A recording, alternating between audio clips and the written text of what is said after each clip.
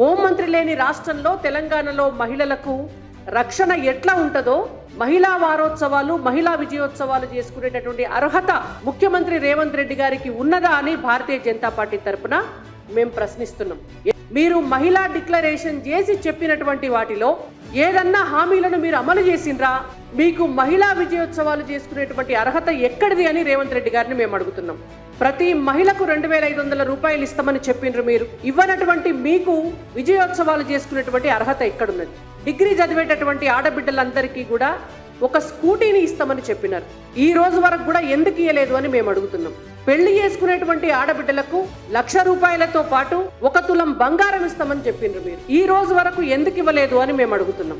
అంగన్వాడీ మహిళలకు 18,000 రూపాయలు జీతభత్యాలు పెంచుతామని చెప్పినారు. మీరు ఆడబిడ్డల్ని ఎందుకు మోసం చేసిండ్రు అని మేము అడుగుతున్నాం. వడ్డీ లేని రుణం పరిమితిని 10 లక్షల వరకు పెంచుతామని చెప్పినటువంటి రేవంత్ రెడ్డి గారు ఎందుకు పెంచలేదు అని మేము అడుగుతున్నాం.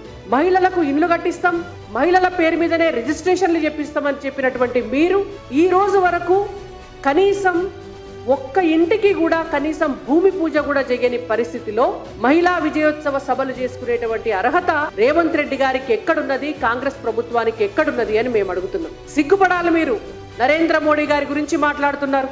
సోనియమ్మ మీకు దేవత అయితే, సోనియమ్మను మీరు దేవతగా కొలిస్తే, ఇందిరాగాంధీ గారు మీకు దేవత అయితే, తెలంగాణ రాష్ట్రంలో ఉన్నటువంటి ప్రతి ఆడబిడ్డను కూడా దేవతగా కొలిచి మీరు ఇచ్చినటువంటి హామీలు నెరవేర్చాలి.